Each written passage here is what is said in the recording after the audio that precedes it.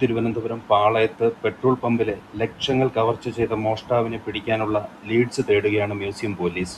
2 ദിവസം മുമ്പാണ് പാളയം പള്ളിയുടെ അടുത്തുള്ള പെട്രോൾ പമ്പിൽ രാത്രി പുലർച്ചെ 1 മണിക്കും 2 മണിക്കും ഇടയിലായി മോഷ്ടാവ് എത്തുന്നത്.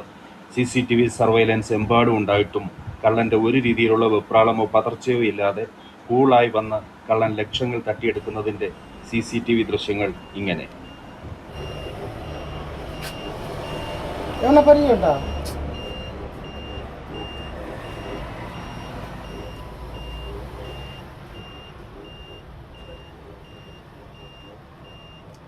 സാധാരണ കൊണ്ടുപോകാറുണ്ടല്ലോ.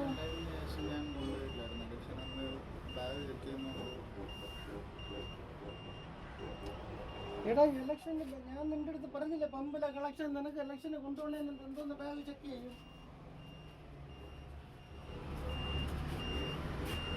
മുൻപ് ഇതുപോലെ ഇവിടെ ഒരു മോഷണം നടന്നിട്ടുണ്ട്. അതൊരു 10-35 അന്ന് പോയി 5:30 മണിക്ക് ഡ്യൂട്ടിക്ക് വന്നു.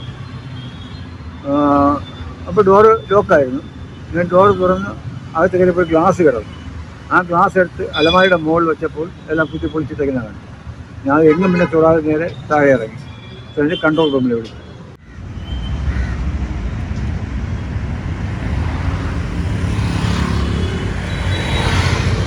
ഇന്നലെ ഏകദേശം 10:30 മണി വരെ ഇവിടെ ആളുണ്ടായിരുന്നു. അത് കഴിഞ്ഞിട്ട് ക്ലോസ് ചെയ്ത് കൂട്ടിയിട്ട് പോയതാ. സെക്യൂരിറ്റി ഇല്ല. രാത്രി 1:30 മണിക്ക് ശേഷം ഇത് സംഭവം നടന്നിരിക്കുന്നത്.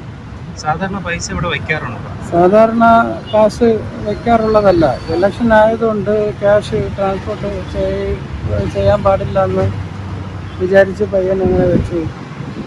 ഏകദേശം എത്ര രൂപയുടെ നഷ്ടമായിരിക്കും? ഏകദേശം 1.5 ലക്ഷം രൂപയുടെ നഷ്ടം വന്നിട്ടുണ്ട്. പിന്നെ ഓഫീസ് ഡാമേജ് ആക്കിയിട്ടുണ്ട്. നമ്മളിപ്പോൾ കാണുന്ന പാളയം പള്ളിയുടെ ആ മുൻപിലുള്ള ഈ ബസ് സ്റ്റോപ്പിൻ്റെ ഭാഗത്തു നിന്നാണ് റോഡ് മുറിച്ച് കള്ളൻ പമ്പിൻ്റെ അടുത്തേക്ക് എത്തുന്നത്. അവിടെ ഒരു കയറിങ്ങനെ വലിച്ചു കെട്ടിയിട്ടുണ്ട്. ആ കയർ പൊക്കി ഈ ഡോറിൻ്റെ അടുത്തേക്ക് എത്തി.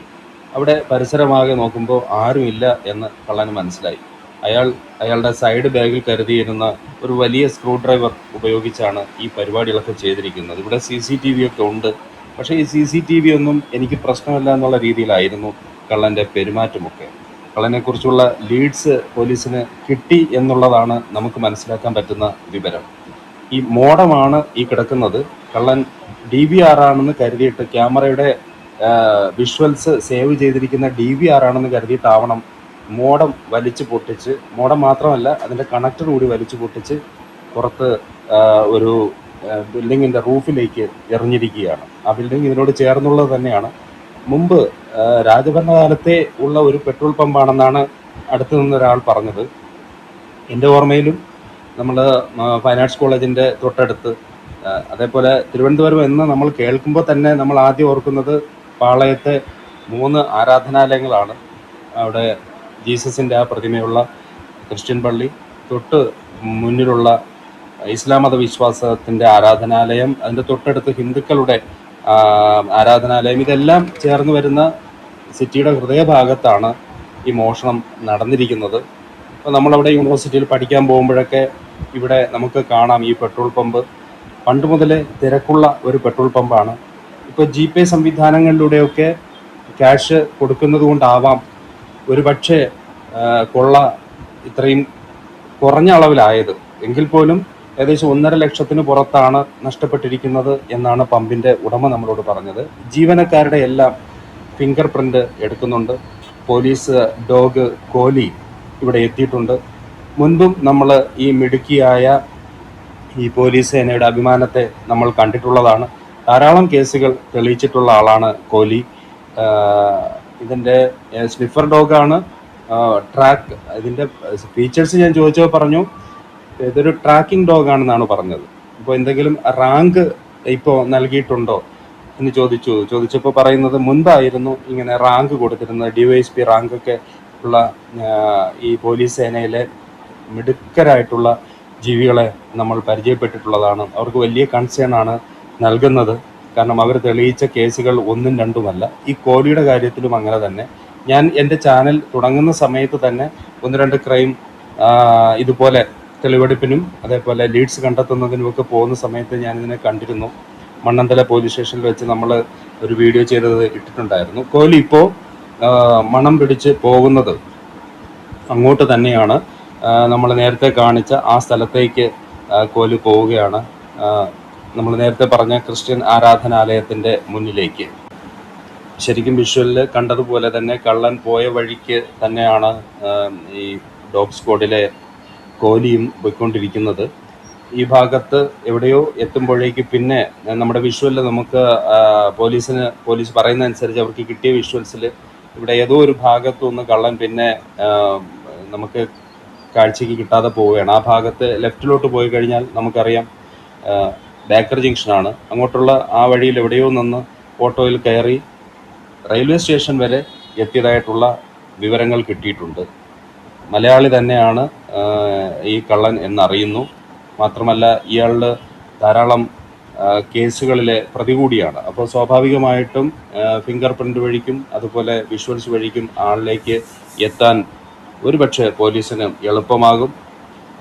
മിക്കവാറും ഒക്കെ നോർത്ത് ഇന്ത്യയിൽ മോഷണം നടത്തി വന്ന ഒരു കള്ളനിലേക്കാണ് പോലീസ് ഇപ്പോൾ അന്വേഷണം വ്യാപിപ്പിച്ചിരിക്കുന്നത്.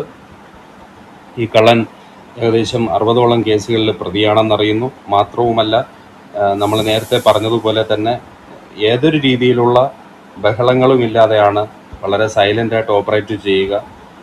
ലോക്കർ പോലും പൊളിക്കാനുള്ള കഴിവ് ഉള്ള ഒരാളാണ് അയാൾ.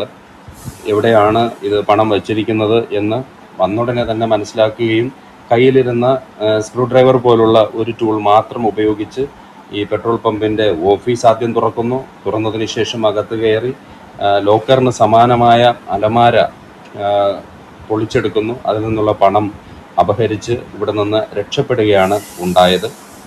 പ്രതി എത്രയും വേഗം പിടിക്കപ്പെടും എന്ന് തന്നെയാണ് നമ്മുടെയും വിശ്വാസം. കാരണം നമ്മുടെ പോലീസ് ഉദ്യോഗസ്ഥരെല്ലാം അത്രയേറെ സ്മാർട്ടാണ്. അവർ അന്വേഷണത്തിൽ വളരെയധികം പാഠവുമുള്ളവരാണ്. അത് തെളിയിച്ചതുമാണ്. ഫോറൻസിക് വിഭാഗവും അങ്ങനെ തന്നെ വളരെ ആത്മാർത്ഥമായിട്ട് ദീർഘനേരം ഞാനിവിടെ നിൽക്കുന്ന സമയത്ത് ഫോറൻസിക് സ്റ്റാഫുകൾ ഇവിടെ വന്ന് ഇതിൻ്റെ ലീഡ്സ് തേടാൻ തുടങ്ങിയിട്ട് ഏകദേശം 2-3 മണിക്കൂറാകുന്നു. നന്നായി അവർ പരിശോധിക്കുന്നു. Each and every corner finger print പതിഞ്ഞിരിക്കുന്നു. നമുക്കറിയാം, പെട്രോൾ പമ്പ് ആകുമ്പോൾ അവിടെ ധാരാളം സ്റ്റാഫുകളുണ്ട്. ഏകദേശം 4ഓളം സ്റ്റാഫുകളുണ്ട്. അവർ കയറുകയും ഇറങ്ങുകയും ചെയ്യുന്ന സ്ഥലമാണ്. അപ്പോൾ അതിൻ്റെ കോംപ്ലിക്കേഷൻസ് മനസ്സിലാവും. കള്ളൻ്റെ മാത്രം ഫിംഗർ പ്രിൻ്റ് അല്ല ആ ഡോറിൽ ഉണ്ടാവുക. നമ്മൾ നോക്കി നിൽക്കുമ്പോൾ തന്നെ അവർ ഓരോ ഫിംഗർ പ്രിൻറ്റിൻ്റെ ഭാഗങ്ങളായിട്ട് ട്രേസ് ചെയ്യുന്നുണ്ട്. അത് സ്റ്റിക്കറിലാക്കി സൂക്ഷിക്കുന്നുണ്ട്. അതുപോലെ പുറത്തെറിഞ്ഞ മോഡം അകത്തേക്ക് എടുത്ത് അതിൽ പതിഞ്ഞ അത് വളരെ ഇമ്പോർട്ടൻ്റ് ആണ്. കള്ളൻ്റെ ഫിംഗർ പ്രിൻ്റ് പതിഞ്ഞിരിക്കുന്നത് അവസാനമായിട്ട് അയാൾ എടുത്ത് മുകളിലേക്ക് എറിഞ്ഞ മോഡത്തിലായിരിക്കും. അയാൾ ഗ്ലൗസ് ഉപയോഗിച്ചിരുന്നില്ല, മാസ്ക് ഉപയോഗിച്ചിരുന്നില്ല. മുഖവും ഒക്കെ വളരെ വിസിബിൾ ആകത്തക്കവണ്ണം തന്നെയാണ് മോഷണം നടത്തിയിരിക്കുന്നത്. അയാളിലേക്ക് എന്തുകൊണ്ടാണ് ഒരു വ്യക്തി സ്വയം മറയ്ക്കാതെ ഇതുപോലുള്ള ക്രിമിനൽ ആക്ടിവിറ്റി ചെയ്യുന്നത് എന്ന് ഞാനൊരു പോലീസ് ഉദ്യോഗസ്ഥനോട് ചോദിച്ചു. ശരിക്കും അത്തരം ചിന്തകൾ ചർച്ച ചെയ്യപ്പെടുന്നത് ഏത് മാനസികാവസ്ഥയിലാണെന്ന് ചോദിച്ചാൽ, കോടതിയിലെ ഇപ്പോഴുള്ള സൗകര്യങ്ങൾ, ജയിലിലേക്ക് പോയി കഴിഞ്ഞാൽ കിട്ടാവുന്ന പരിഗണനകൾ, ഇതൊക്കെ വച്ച് കള്ളന്മാരും ക്രിമിനൽ ആക്ടിവിറ്റി ചെയ്യുന്നവരും ശരിക്കും വിലസുകയാണ്. മുൻപൊക്കെ എന്ന് പറഞ്ഞു കഴിഞ്ഞാൽ പോലീസ് സ്റ്റേഷനിലേക്ക് വരുന്ന കള്ളനെ ശിക്ഷിക്കാനുള്ള രീതികൾ പോലീസ് സ്റ്റേഷനിലുണ്ടായിരുന്നു. ഇപ്പം അതില്ല. ഒരുപക്ഷെ അങ്ങനെ ശിക്ഷിക്കപ്പെട്ടാൽ മജിസ്ട്രേറ്റിന് മുമ്പിൽ ഹാജരാക്കിയാൽ അയാളത് എൻ്റെ ദേഹത്ത് പോലീസ് ഇടിച്ചതിൻ്റെ പാടുകൾ ഇന്നതാണ് എന്ന് പറഞ്ഞ് കാണിച്ചു കൊടുത്താൽ ആ പോലീസ് ഉദ്യോഗസ്ഥന് തന്നെ പ്രശ്നമാണ്. ഇതിപ്പോൾ ഇതിൻ്റെ മോഡം റിക്കവറി ചെയ്യുന്നുണ്ട്, അത് ഫോറൻസിക്കിലേക്ക് കൊടുക്കുന്നുണ്ട്. ഇത്തരം ആക്ടിവിറ്റീസുകളിലേക്ക് ആൾക്കാർ പോകാൻ ഒരു പക്ഷേ ഈ ദുർബലമായിട്ടുള്ള ശിക്ഷയും ദുർബലമായ നിയമ സംവിധാനങ്ങളും ഒക്കെ കാരണമാകുന്നു എന്നൊരു ഡൗട്ട് ഇതുപോലുള്ള വീഡിയോസ് ഇടുന്ന സമയത്ത് താഴെ വരുന്ന കമൻസുകളിൽ ആൾക്കാർ പ്രകടിപ്പിക്കാറുണ്ട്. ജയിലിലേക്ക് പോയാലും അവൻ ഇറങ്ങാൻ സൗകര്യമുണ്ടല്ലോ, ജയിലിനുള്ളിലെ ശിക്ഷ നമുക്കറിയാമല്ലോ, 3 നേരത്തെ ഭക്ഷണവും കൊടുത്ത് മാസം ശമ്പളവും കൊടുത്ത് കിടത്തുകയല്ലേ, സുഖലോലുപരായിട്ടല്ലേ പുറത്തേക്ക് ഇറങ്ങുന്നത്. ഇത്തരം കമൻസുകളാണ് എല്ലാ ക്രൈം ഫയൽ വീഡിയോസിൻ്റെയും താഴെ ആൾക്കാർ വന്ന് ഇടാറ്. അതുകൊണ്ട് തന്നെയോ ഇത്രയും ധൈര്യമായി മുഖം കാണിച്ച് എന്തോ ഞാനൊരു ജോലി ചെയ്യുകയാണ്, എൻ്റെ ജോലി ചെയ്യുന്ന രീതിയിൽ എന്ന ഒരു ആറ്റിറ്റ്യൂഡാണ് കള്ളന്മാർക്കും ക്രിമിനൽ പ്രവൃത്തി ചെയ്യുന്ന ആൾക്കാർക്കും ഒക്കെ ഉള്ളത് എന്ന് കാണുന്നു. ശരിക്കും അന്വേഷണത്തിൻ്റെ നാൾവഴികളാണ് ഇനിയുള്ളത്. ഇവിടെ നിൽക്കുന്ന പോലീസുകാർ ഈ ലീഡ്സുകൾ ഇവിടെ തിരയുന്നതിനോടൊപ്പം തന്നെ ആൾറെഡി ഇയാൾ പോയ ദിക്കിലേക്ക് ഷാഡോ പോലീസ് പോയിട്ടുണ്ട്. അതേപോലെ റെയിൽവേ സ്റ്റേഷനിലും മറ്റുമൊക്കെ ഈ ഇദ്ദേഹത്തിൻ്റെ ഫോട്ടോ നമുക്ക് നേരത്തെ കിട്ടിയതുപോലെ നമുക്ക് കിട്ടിയതുപോലുള്ള ഫോട്ടോ അയച്ചു കൊടുത്തിട്ടുണ്ട്. ഇയാളെ ട്രേസ് ചെയ്യാൻ വേണ്ടിയിട്ടുള്ള സംവിധാനങ്ങൾ കേരളത്തിന് അകത്തും പുറത്തും ഏർപ്പാട് ചെയ്തിട്ടുണ്ട് എന്നാണ് പോലീസ് നമ്മോട് പറഞ്ഞത്.